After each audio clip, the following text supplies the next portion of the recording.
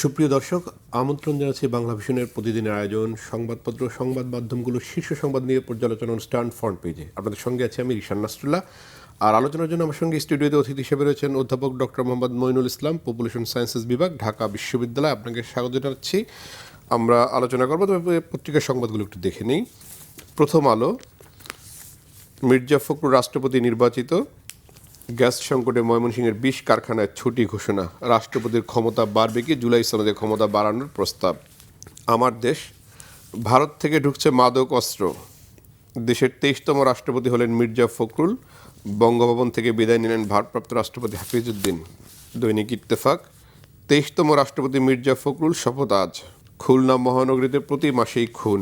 সমকাল, গ্যাসের সরবরাহ বাড়েনি, শিল্পের সংকটও কাটেনি, লোডশেডিংয়ের যন্ত্রণাও বাড়ছে, প্রত্যক্ষ ভোটে রাষ্ট্রপতি মির্জা ফখরুল ইসলাম।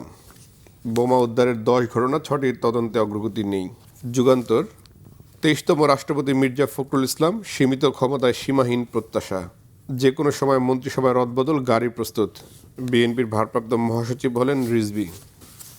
মানবজমিন, এক্সিলেন্সি, লাল গোলাপ শুভেচ্ছা প্রধানমন্ত্রীর, জীবনের মঞ্চে দ্যুতিময় ফখরুল। কালের কণ্ঠ, মির্জা ফখরুল ২৩তম রাষ্ট্রপতি, মির্জা ফখরুল ২৫৫ ভোট, অলি আহমদ ৮৮ ভোট। সরবরাহ সংকটের আশঙ্কায় বিশ্বে বাড়ছে ডিজেলের দাম। সংবিধানের ৭০ অনুচ্ছেদ সংশোধন করা হবে, স্বরাষ্ট্রমন্ত্রী। কালবেলা, উত্তরায় ঘাঁটি গেড়ে দেশ জুড়ে চীনাদের অপরাধের জাল, বিএনপির সংকটকালে সারথি এবার চললেন বঙ্গভবনে। ইনকিলাব, ২৩তম প্রেসিডেন্ট মির্জা ফখরুল, দেশের গণতন্ত্র এখন নিয়ন্ত্রিত, মির্জা ফখরুলকে অভিনন্দন জানিয়ে অলি আহমদ। বিএনপির ভারপ্রাপ্ত মহাসচিব রিজভী, গ্যাসের হাহাকার চরম দুর্ভোগ। বাংলাদেশ প্রতিদিন, রাষ্ট্রের ভার ফখরুলের কাঁধে, প্রতিশ্রুতির বাস্তবায়ন শুরু হয়েছে, অর্থ উপদেষ্টা। দেশ রূপান্তর, মির্জা ফখরুল অধ্যায় শুরু হচ্ছে বঙ্গভবনে, নিজেদের ছাড়িয়ে দেওয়ার চ্যালেঞ্জ বাংলাদেশের। অস্ট্রেলিয়ার সঙ্গে টেস্ট নিয়ে প্রতিবেদন। নয়া দিগন্ত, ২৩তম রাষ্ট্রপতি মির্জা ফখরুল আজ শপথ, পুরনো গ্যাস ক্ষেত্রেই নতুন সম্ভাবনা।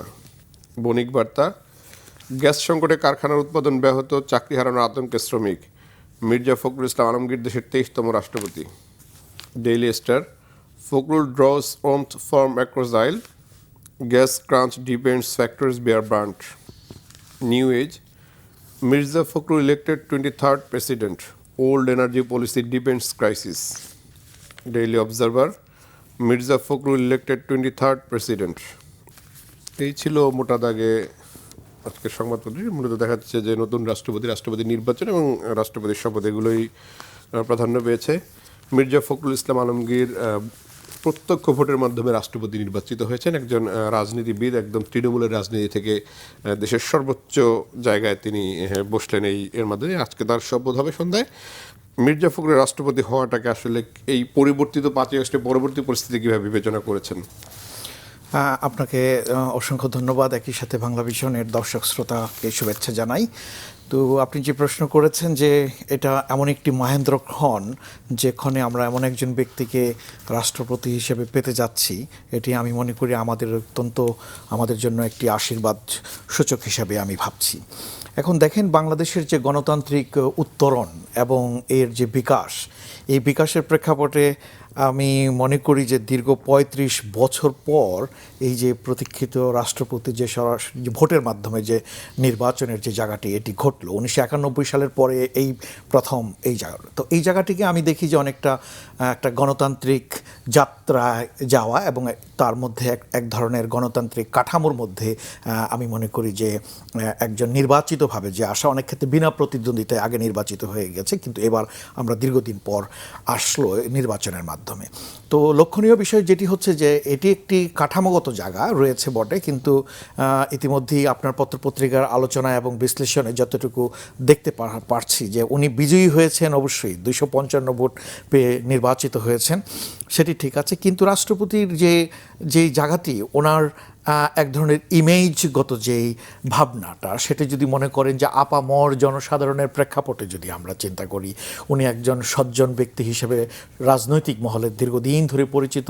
আপনি জানেন যে বিএনপি যে রাজনৈতিক দল, এই দলের মহাসচিব হিসেবে উনি দীর্ঘ সময় 2016 থেকে একদম দায়িত্ব পালন করে আসছেন, এবং বিএনপির এই যাত্রাপথে, রাজনৈতিক যাত্রাপথে অনেক বাধা বিঘ্ন ছিল এবং অত্যন্ত সংকটময় সময়ও পার করেছে। সে সময়ে উনি এক ধরনের, আমি বলবো যে একটা দীর্ঘ পরীক্ষার মানদণ্ডে উনি উত্তরণ ঘটেছেন, এবং ওনাকে যে রাষ্ট্রপতি হিসেবে মনোনয়ন দেওয়া হয়েছে এবং নির্বাচিত যে করা হয়েছে, এটি আমি মনে করি অত্যন্ত একটা পজিটিভ দিকে আমি ভাবছি। কিন্তু মূল বিষয়টা হচ্ছে উনি 5 বছর, এই আজকে শপথ নেওয়ার পর উনি দায়িত্বে হয়তো 5 বছর থাকবেন, কিন্তু আমাদের যে প্রেক্ষাপটে যদি মনে করি যে এই বঙ্গভবনে উনি গেলেন, উনি ওনার দীর্ঘ ত্যাগ তিতিক্ষার মধ্য দিয়ে গেলেন, কিন্তু যাওয়ার পর জনমানুষের যে প্রত্যাশা, যে নাগরিকদের যে প্রত্যাশা, রাষ্ট্রপতি যে পদটি, এই পদটির যে সাংবিধানিক জায়গা থেকে অবশ্যই আমরা বলি যে রাষ্ট্রের প্রধান গুরুত্বপূর্ণ ব্যক্তি, কিন্তু কাজের পরিসর যখন আমরা চিন্তা করতে চাই, তখন দেখা যায় যে এক ধরনের সুনির্দিষ্ট কতগুলো কাজের মধ্যেই থাকছে। কাজের পরিসর নিয়ে আলোচনা করবো, তার আগে আমি একটু নির্বাচন প্রসঙ্গে আলোচনা করি। 70 অনুচ্ছেদ অনুযায়ী রাষ্ট্রপতি নির্বাচনে তো সংসদ সদস্যদের বিপক্ষ প্রার্থীকে ভোট দেওয়ার কোনো সুযোগ নেই।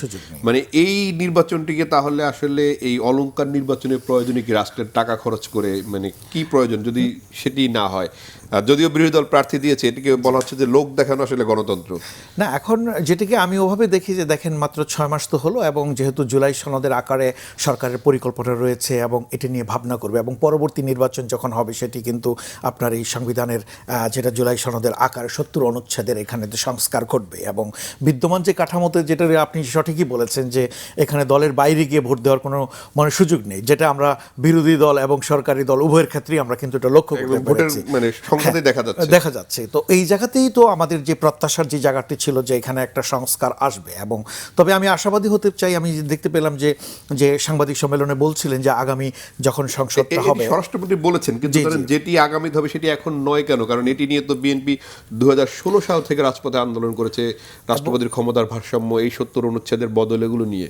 তাহলে বিএনপি কেন শুরুতে করলো না? এটা হয়তো বিএনপি চাইলে হয়তো আরো আগেই শুরু করতে পারতো, কিন্তু তারা মনে হয় একটা কমিটি করেছে, আলোচনা করার দ্বারপ্রান্ত একটি সভা মনে হয় তারা করেছে, যতটুকু জানি আমি। আমার যেটা মনে হয় যে এই জায়গাগুলোতে আরও আগে থেকে যদি করা যেতে পারতো। এখন তো এটা একটা সময়ের প্রেক্ষাপট, রাষ্ট্রপতি পূর্ববর্তী রাষ্ট্রপতি পদত্যাগ করেছেন, তার পরিপ্রেক্ষিতেই কিন্তু আজকে এটা হচ্ছে। এটা কিন্তু একদম স্বাভাবিকভাবে যে হয়ে গিয়েছে, মানে ওটা বলা যাবে না। তো সে প্রেক্ষাপটে আমার যেটা মনে হয় যে এখন থেকেই আমি মনে করি যে সরকারি বিরোধী দল তারা যেহেতু নীতিগতভাবে একটা ঐক্যমত্যে আছেন, সেই প্রেক্ষাপটে আমি মনে করি যে এটা একটা সংস্কার হওয়া দরকার, এবং এই 70 অনুচ্ছেদের এই জায়গাটা যখন হয়ে যাবে, আশা করি ভবিষ্যতের জন্য এটা আমাদের জন্য পাথেয় হবে এবং সে অনুযায়ী আগাতে পারবো। আপনি যেটি বলেছেন যে হ্যাঁ, এটা যদি এখনই হতে পারতো তাহলে আরও ভালো হতো, অবশ্যই এটাকে অস্বীকার করার কোনো সুযোগ নেই, কিন্তু যেহেতু একটা পরিবর্তিত প্রেক্ষাপটে উনি কিন্তু এই অবস্থায় এসেছেন, এই মুহূর্তে হয়তো হাতে পর্যাপ্ত সময়ও ছিল না যেই জিনিসটি করার মতো আর কি।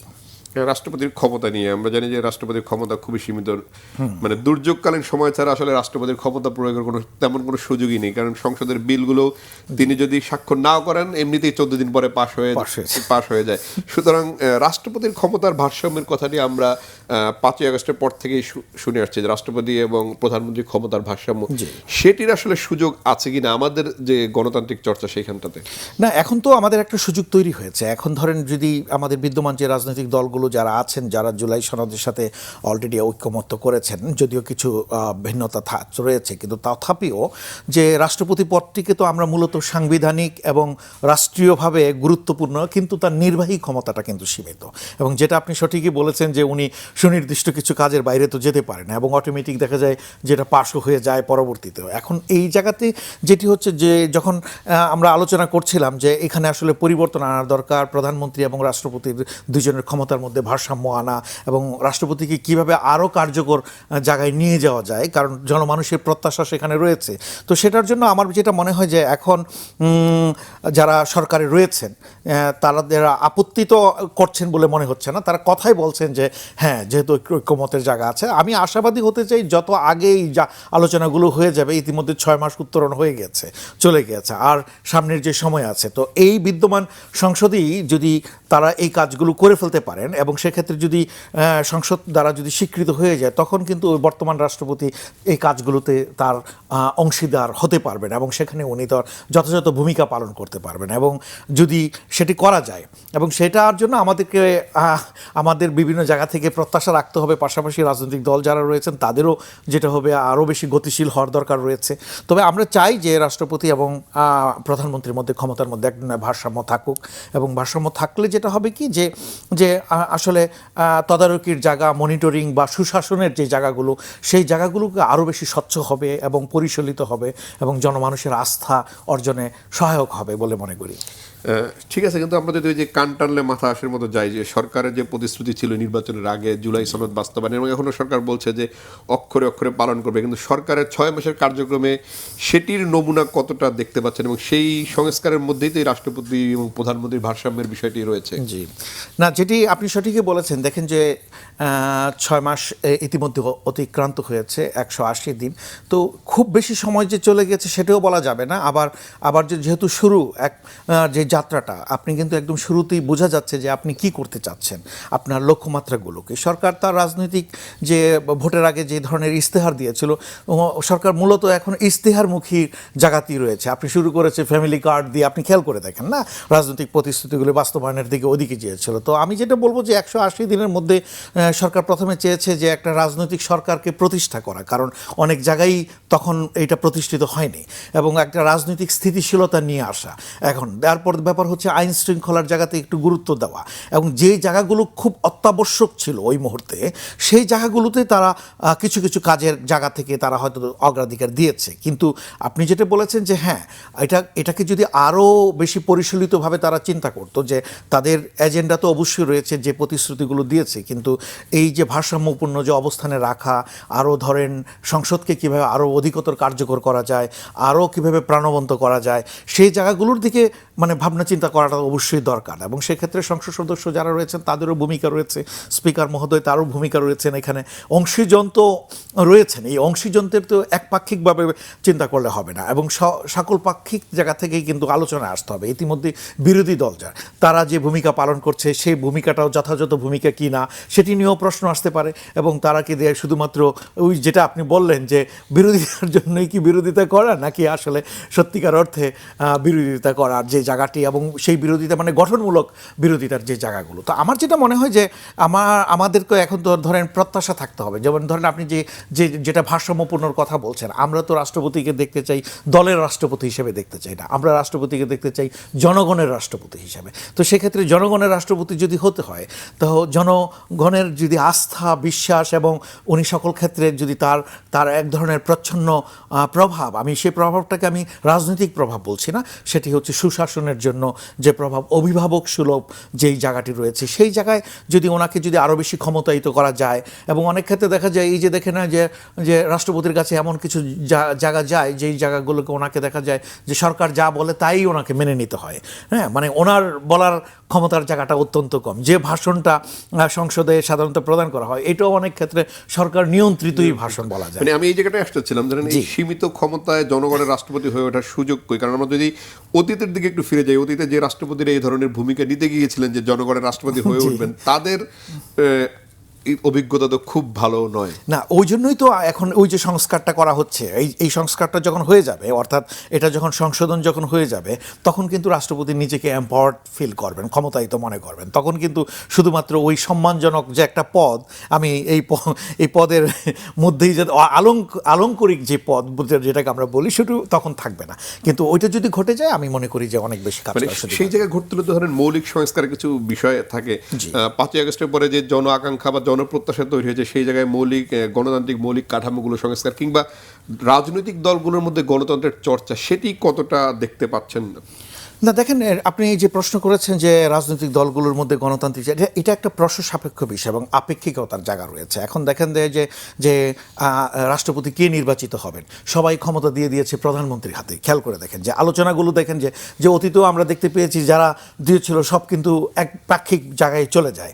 তো বিষয়গুলো যেটা হচ্ছে কি, যে গণতন্ত্রের চর্চা, যেমন কারা ক্ষমতায় থাকবেন এবং কারা এই একটা রাজনৈতিক দলের মধ্যে ক্ষমতায়ন বা গণতন্ত্রায়ন যে প্রক্রিয়াটা, সে প্রক্রিয়াটা সময় মতো তাদের নির্বাচন যে প্রক্রিয়াগুলো রয়েছে, তাদের যে যে বিভিন্ন কমিটিগুলো রয়েছে, সে নেতৃত্ব যে নির্বাচনের জায়গাগুলো রয়েছে, তৃণমূল পর্যায় থেকে একদম স্থায়ী কমিটি পর্যন্ত, যদি আপনি একটা বিএনপিকে রাজনৈতিক দিকে যদি আমি মডেল হিসেবে চিন্তা করি, তাহলে খেয়াল করতে হবে যে প্রত্যেক জায়গায় জায়গায় তাদের নেতৃত্বগুলো তৈরি হয়েছে কিনা, এবং সেখানে যারা নেতৃত্বে আসছে তারা মানে সুযোগ্য নেতৃত্ব দেওয়ার মতো সক্ষমতা রয়েছে কিনা, সেই জায়গাগুলোকে নির্মোহভাবে দেখার বিষয় আছে। জনমানুষ যাদেরকে নেতৃত্বে দেখতে চায় তারা আসছে কিনা। আজকে যেখানে রাষ্ট্রপতি মির্জা ফখরুল, যিনি রাষ্ট্রপতি হলেন বা এখন যে মনোনীত হলেন বা নির্বাচিত হয়ে গেলেন, বাংলাদেশের আপামর যদি সমস্ত মানুষগুলো জিজ্ঞাসা করেন, ওনার ব্যাপারে কিন্তু কারো কোনো আমি নেগেটিভ কোনো ওই ধরনের বা ঋণাত্মক কোনো আমি কিন্তু কথা দেখি না। তার মানে উনি এক ধরনের আদর্শ একটা সেট করেছেন আমাদের জনমনে, যে একজন সজ্জন মানুষ হতে হবে, পারস্পরিক শ্রদ্ধা ভালোবাসা থাকতে হবে, একজন সংস্কৃতিমনা মানুষ হতে হবে, যিনি নীতি আদর্শকে ধারণ করবেন, যিনি দুর্নীতিকে কখনো প্রশ্রয় দিবেন না, এবং ন্যায়ভিত্তিক সমাজ তৈরি করবেন। এবং এই যে এরকম একটা জায়গায় একজন লিডারশিপের নেতৃত্বে কে আসবেন, এই জায়গাগুলো তো আমাদের একটু ভাবার দরকার আছে। এবং রাজনৈতিক নেতৃবৃন্দ তাদেরকেও চিন্তা করতে হবে, যাদেরকে এই যে ধরেন নেতৃত্বে যখন আনতে চান, তাদের পূর্বের রেকর্ডগুলো কি, সেগুলো কি ইভ্যালুয়েশন করা হয় কিনা, আমরা কি আর্থিক জায়গার দিকে চিন্তা করে দিব, নাকি তার জনমানুষের যে পছন্দের যে মাত্রা, তার সে যে সেবাটা দিতে চাচ্ছে সেটা দেওয়ার মতো সক্ষমতা তার আছে কিনা, এই জায়গাগুলো দেখতে হবে। এখন গণতন্ত্রায়ন প্রক্রিয়াগুলো মানে রাজনৈতিক দলগুলোর মধ্যে অনেক ক্ষেত্রেই আমরা ঘাটতি দেখি, এবং এই ঘাটতিগুলো যাতে তারা পূরণ করেন, সেটার জন্য ধরেন আমাদের তাদের পার্টির অভ্যন্তর থেকে কিন্তু গণতন্ত্রের চর্চাটা করতে হবে। সেটি যদি করা যায় তাহলে কিন্তু সামগ্রিক ক্ষেত্রে, অন্যান্য ক্ষেত্রে সবার ক্ষেত্রে প্রভাব পড়বে। আর সেটি যদি না ঘটে, তাহলে যেটা একপাক্ষিক যদি হয়ে যায়, যার জন্যই তো আমরা এই আলোচনাগুলো করছি যে আসলে কিভাবে আসলে সংস্কার করা যায়, কিভাবে আসলে আরও বেশি গ্রহণযোগ্য অবস্থায় যাওয়া যায়। এবং নেতৃত্বের জায়গাটা তো অবশ্যই আমি বলি যে একপাক্ষিক নেতৃত্ব যাতে না তৈরি হয়, সেটির দিকে আমাদেরকে লক্ষ্য রাখতে হবে। একটি সংবাদ মাধ্যমের শিরোনাম ছিল যে গাড়ি প্রস্তুত, সরকারের মন্ত্রিসভায় রদবদল হতে পারে। 6 মাসের মধ্যে সরকারের মন্ত্রিসভায় রদবদল যদি করাই হয়, বা সেটি আসলে এক ধরনের অস্থিরতা তৈরি করবে কিনা সরকারের মধ্যে, বা এদের মূল্যায়ন করবেন কিভাবে এই 6 মাসে? আমার কাছে মনে হয়েছে কি, ধরেন এটা তো একটা ধারাবাহিক প্রক্রিয়া।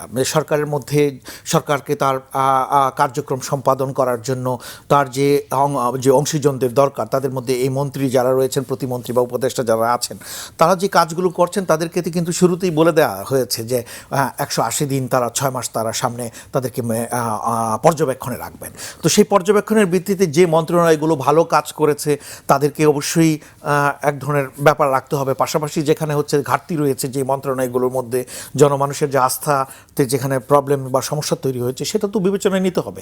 এবং সে প্রেক্ষাপটে আমি বলবো যে এই 180 দিন 6 মাস মোটামুটি কম না। যদিও আপনি যদি বলতে পারেন যে হয়তো স্বল্প সময়, মোরা 5 বছরের তুলনায়, কিন্তু এই সময়ের মধ্যেও আমরা দেখতে পেয়েছি কোনো মন্ত্রণালয়ের মানে অনেক বেশি সমালোচিত হয়েছে, কিছু কিছু মন্ত্রণালয় আবার ভালো হয়েছে, যেটাও আমরা লক্ষ্য করতে পেরেছি। কিন্তু মোটা দাগে যেটা হচ্ছে যেটা আপনাকে বলছিলাম, যে 180 দিনের এই সাফল্যের মধ্যে যে রাজনৈতিক স্থিতিশীলতা বা নির্বাচিত সরকারকে যে প্রতিষ্ঠা করা, এখনও কিন্তু সিটি কর্পোরেশনের কিন্তু এখনও আমরা করতে পারিনি। তো অর্থনীতির জায়গাটা স্থিতিশীলতার মানে আনার একটা গুরুত্বপূর্ণ ব্যাপার রয়েছে। আপনি জানেন এখন জ্বালানি, বিদ্যুৎ, গ্যাস নিয়ে একটা চরম একটা মানে ভোগান্তির মধ্যে জনগণ রয়েছে। এর মধ্যেও সরকার তার ফ্যামিলি কার্ড দেওয়ার পরিকল্পনা রয়েছে, সেগুলো নিয়েও প্রশ্ন কোথাও উঠতে পারে। এবং এই জনগণের সাথে সরাসরি যে সম্পৃক্ততা বা সংস্কার যে প্রস্তাবনাগুলো ছিল, সেগুলো বাস্তবায়নে যেতে হবে। এখন সেই জায়গাতে এখন আমার মনে হয় যে চ্যালেঞ্জগুলোকে আইডেন্টিফাই সরকার করেছেন, কিন্তু এখন এই মুহূর্তে দরকার কর্মসংস্থানের দিকে গুরুত্ব দেওয়া। তো এই জায়গাগুলো করতে গেলে মুদ্রাস্ফীতি কীভাবে এখনও সহনশীলতার মধ্যে রাখা যায়, আইন শৃঙ্খলা পরিস্থিতি যাতে কোনো অবনতি না ঘটে। আপনি দেখেন যে খুন টুন হচ্ছে, কিন্তু বিভিন্ন জায়গায় কিন্তু এগুলো হচ্ছে। তাই এই জায়গাগুলোতে যে কীভাবে উন্নয়ন আনবে, বিনিয়োগ একটা বড় ঘাটতি, আপনি জানেন শিল্পায়নের এই জায়গাতে আমাদের এখানে দরকার। তো এই জায়গাগুলো ব্যাংকিংয়ের সেক্টরে সংস্কারের বিষয় আছে। তো দুর্নীতি দমন, সুশাসনের এই জায়গাগুলো বৃহৎ প্রেক্ষাপটে যদি বলি যে প্রশাসনিক যে দক্ষতা এবং রাজনৈতিক নিরপেক্ষভাবে যে প্রশাসনকে চালানো, সেই জায়গাতে পাশাপাশি নতুন করে আবার ভারতের একটা সম্পর্কের ব্যাপার চলে আসছে, মানে যদি আপনি বৈদেশিক জায়গায় বলেন। তো এই প্রেক্ষাপটে এলডিসির একটা ব্যাপার রয়েছে। তো অর্থনৈতিক চাপ রয়েছে সরকারের হাতে, কিন্তু এই 180 দিনের মধ্যে যদি মনে করেন যে উল্লেখযোগ্য কিছু অর্জন অবশ্যই আছে, পাশাপাশি কিছু চ্যালেঞ্জ রয়েছে, যেই চ্যালেঞ্জগুলোর মধ্যে কিছু ঘাটতি আছে, কিছু কিছু মন্ত্রীর অতি রঞ্জন কথাবার্তাও জনগণকে বিভ্রান্ত করেছে। অতিরঞ্জন কথাবার্তা যদি আসতে চাই, ধরেন প্রধানমন্ত্রী যখন বিনিয়োগের জন্য বিদেশি প্রতিনিধিদের সঙ্গে বৈঠক করছেন মার্কিন যুক্তরাষ্ট্রের, তারপরের দিন আমরা দেখলাম যে আমেরিকান চেম্বারের একটি সভায় অর্থমন্ত্রী বললেন গ্যাস বিদ্যুৎ ঠিক হতে 2 বছর সময় লাগবে। অর্থাৎ আপনি একদিকে ব্যবসায়ীদের বলছেন বিনিয়োগ করতে, আর একদিকে বলছেন আপনি যে গ্যাস বিদ্যুতের এই সমস্যা সমাধানে 2 বছর। তার এই বিনিয়োগটা সরকার আনবি বা কীভাবে? আর এই যে 2034 সালের মধ্যে $1 ট্রিলিয়ন অর্থনীতি, সেই জায়গায় কিভাবে যাবে সরকার?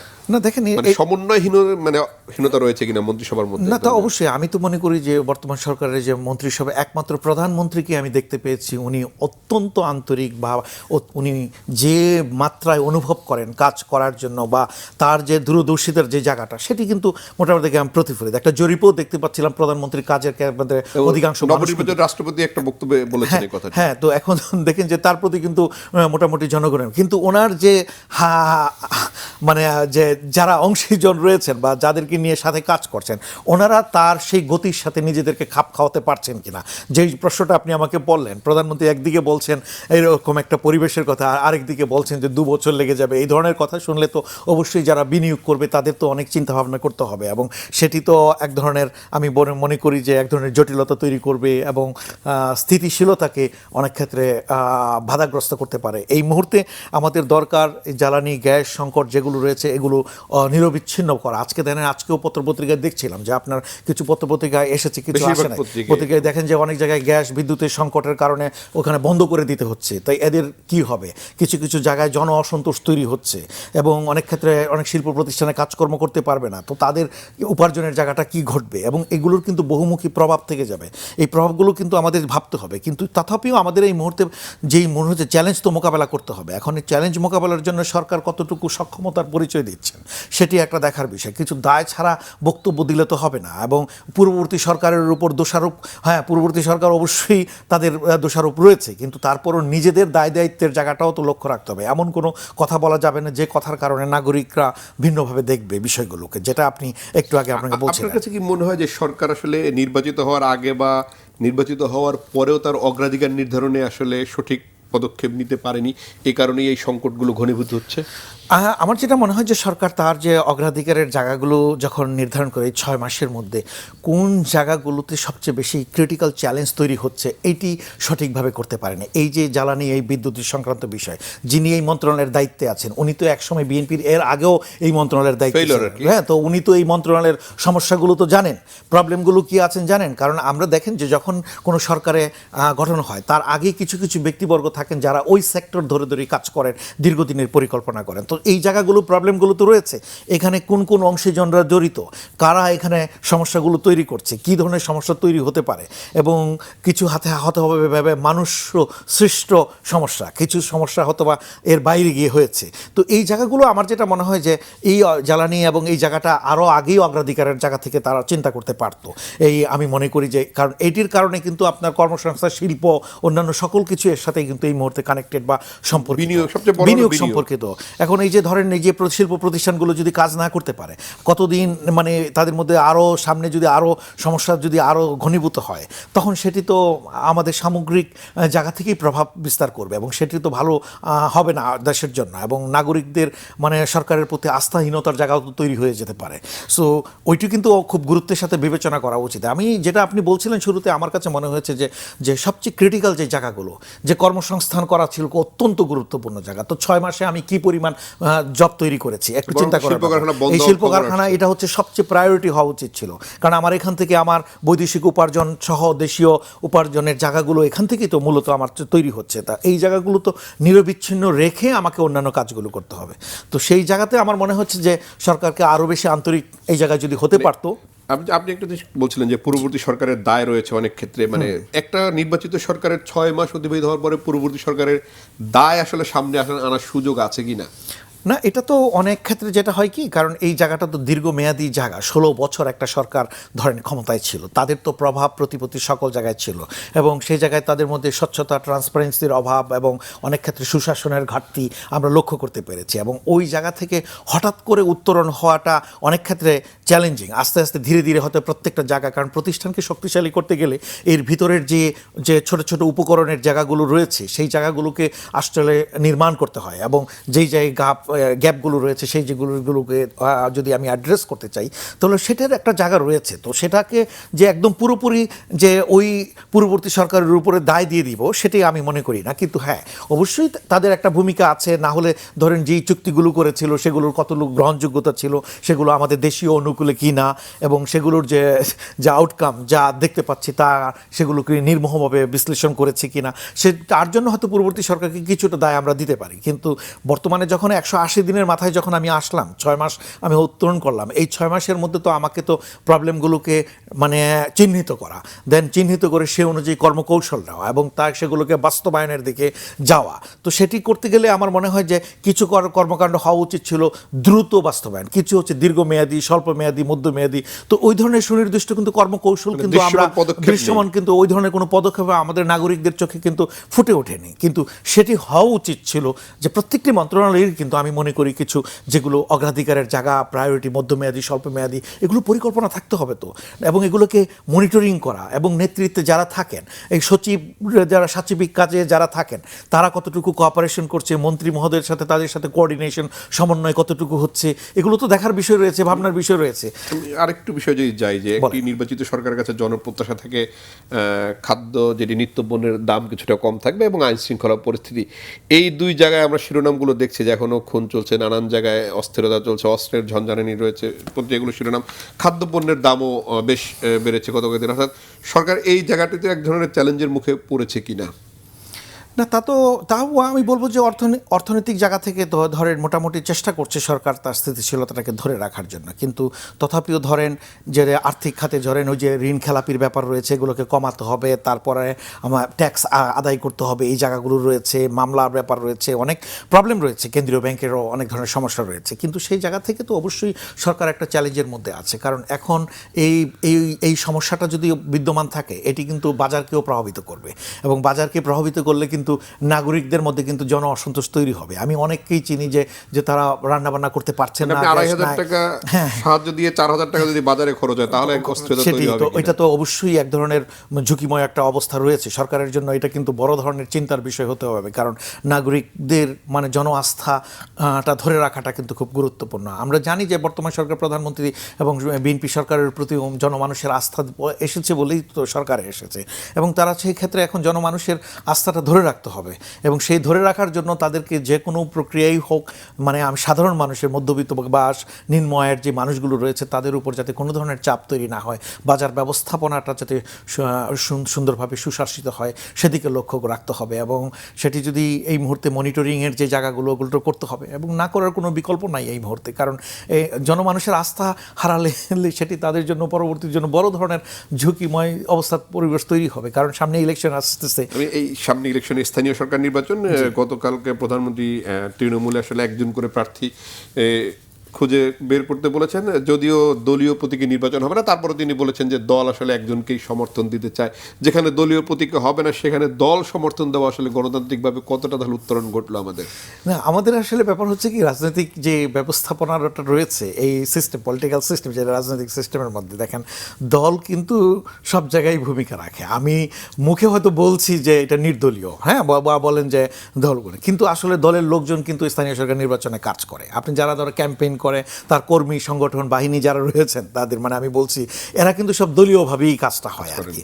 তো কাজেই এটা বাস্তবতার জায়গা, বাংলাদেশের যে বাস্তবতার জায়গাটা, এই জায়গাটাই চিন্তা করতে হবে যে আমি হয়তো মানে দলের, যদি মনে করেন যে দলের বাইরে গিয়ে আমি তাকে নমিনেশন দিলাম, কিন্তু তাও দেখা গেল দলের বাইরে হচ্ছে না, দলের মধ্যেই কাউকে দিতে হচ্ছে, তো সেক্ষেত্রে দলীয় কর্মীরা তো তার প্রতি আস্থাশীল থেকেই তো কাজ করবেন। তো এই প্রেক্ষাপটটা যেটা হয়েছে যে চেষ্টা করতে হবে যে স্থানীয় সরকারে যেহেতু জনমানুষের সবাই একজন, ওখানে আমরা তো নির্দলীয় বলতে পারি না, উনি হয়তো বা দলের মার্কা নিয়ে করছেন না, কিন্তু তিনি দলীয় ব্যক্তি। কাজেই এই জায়গা থেকে বের হওয়াটা বড় ধরনের চ্যালেঞ্জ রয়েছে এখানে যদি এরকম হতো যে হ্যাঁ আমরা দলের লোক না, একজন সুশীল ব্যক্তিকে দিব বা স্থানীয় গণ্যমান্য একজন আগে ছিল, তখন এক ধরনের ব্যাপার ছিল। কিন্তু বিদ্যমান যে কাঠামো রয়েছে, এই কাঠামোতে আপনার দলের বাইরেই যে আপনার দেওয়ার মতো অবস্থা নেই। তবে অবশ্যই দল থেকে দিবে, এবং যতটুকু দিবে আমি মনে করি যাদের গ্রহণযোগ্যতা বেশি, তৃণমূল পর্যায়ে যে মানুষগুলো সত্যিকার অর্থে নেতৃত্ব দিয়েছে, মানুষকে মানে অনুভব করে, তাদের সেবা করার মানসিকতা রয়েছে, এখানে শুধু নিজের উপার্জন বা লাভের জন্য নয়, বরঞ্চ জনমানুষের সেবা দিবে, এই ধরনের নেতৃত্ব নির্বাচনটা হচ্ছে সবচেয়ে গুরুত্বপূর্ণ। আমরা একদম শেষ দিকে রয়েছে, ছোট্ট করে একটু ভূ রাজনীতিতে ফিরতে যাই। প্রধানমন্ত্রী ভারত সফর নিয়ে বেশ আলোচনা হচ্ছে। প্রধানমন্ত্রী ভারত সফরে একবার মনে হচ্ছে যাবেন, একবার মনে হচ্ছে যাবেন না, আর কি বানরের বাসে ওঠার মতো আর কি অনেকটা অবস্থা। এই পরিস্থিতি আসলে ভূ রাজনীতি ভারতের সাথে সম্পর্ক উন্নয়নের প্রধানমন্ত্রী ভারত সফরটা আসলে কতটা গুরুত্বপূর্ণ, বা আসলে যাওয়া উচিত কি উচিত না, কি মনে করছেন?